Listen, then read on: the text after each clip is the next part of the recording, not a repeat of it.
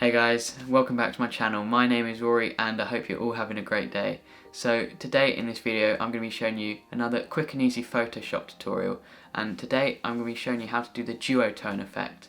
So without further ado, let's jump into it.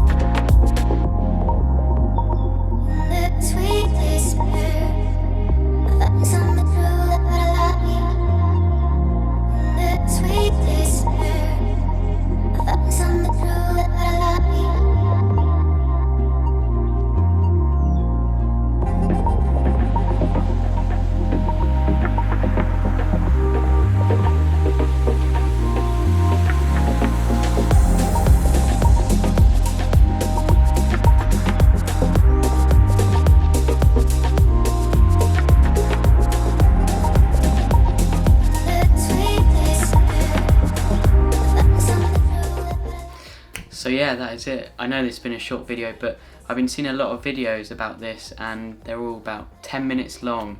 But I want to show you the quickest way on how to do this, because really it is so simple. So if you did enjoy, remember to like and subscribe, and yeah, I'll see you in the next one. See you later.